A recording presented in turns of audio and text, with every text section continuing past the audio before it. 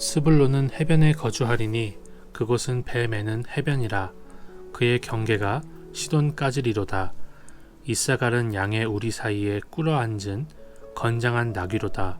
그는 쉴 것을 보고 좋게 여기며 토지를 보고 아름답게 여기고 어깨를 내려 짐을 메고 앞제 아래에서 섬기리로다.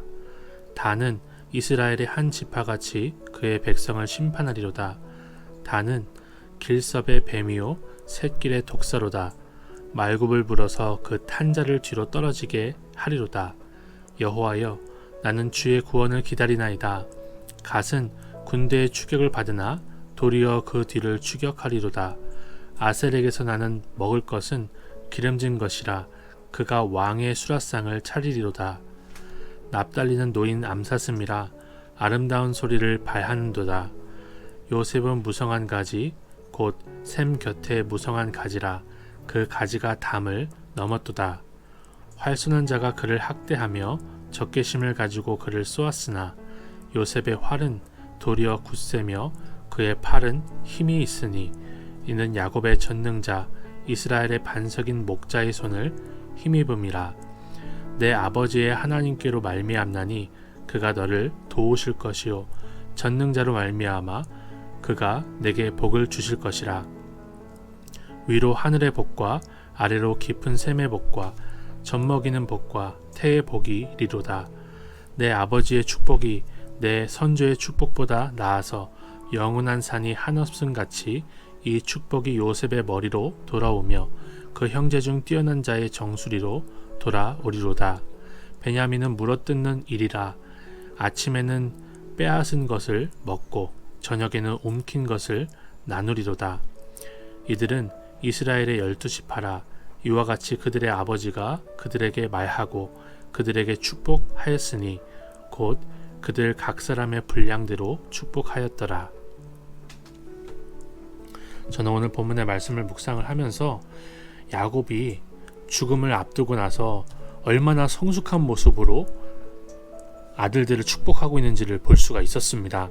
너무나 감동이 되었습니다. 야곱은 요셉만 사랑했던, 요셉만 편애했던 그런 아버지였는데요. 죽기 직전에 하나님께 의지하여서 12 아들들을 그 나이에 따라서 순서대로 축복을 해줍니다.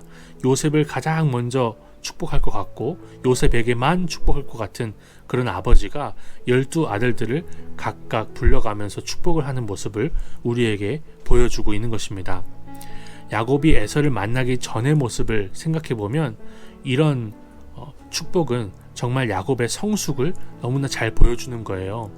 야곱은 아들들을 아예 편애를 해서 에서가 혹시 죽이더라도 여종들이 낳은 아들들을 먼저 죽이고 그 다음에 레아가 낳은 아들들 그리고 마지막으로 라헬이 낳은 아들들을 죽이는 순서로 그렇게 배치를 해서 에서를 만나러 갔던 그런 사람이었습니다. 그런데 12 아들들을 다 축복하고 그들의 분량대로 축복할 수 있는 그런 하나님의 사람으로 마지막을 정리하고 있는 것이죠. 저는 이 말씀을 묵상하면서 저도 시간이 지나감에 따라서 또 저 개인의 임종을 가까이 두면 둘수록 이렇게 야곱처럼 주님을 닮은 모습으로 가장 주님을 닮은 모습으로 나아가기를 소망할 수 있었습니다. 우리나라는 진영 논리와 교단 교파로 인해서 많이 대치하고 갈라져 있지요.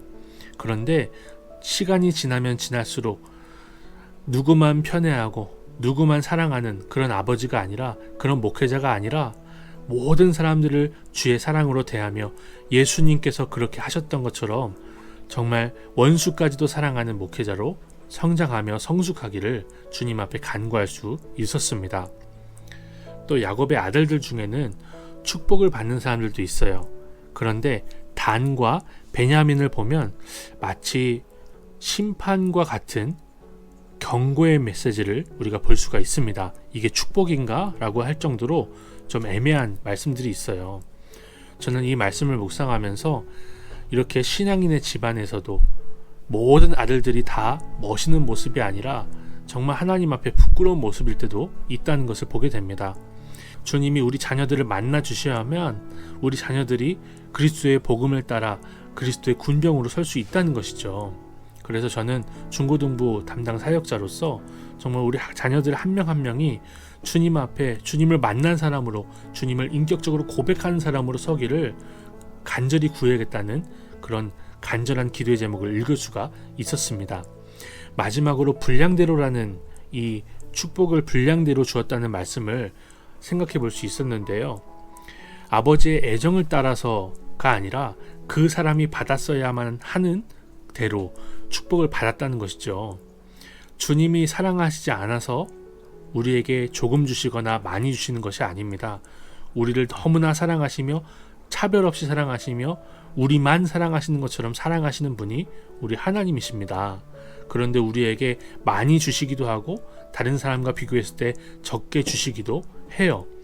이것은 주님이 우리를 사랑하지 않기 때문이 아니라 그것이 우리에게 가장 최적의 분량이기 때문에 그렇게 주신 줄로 믿어요.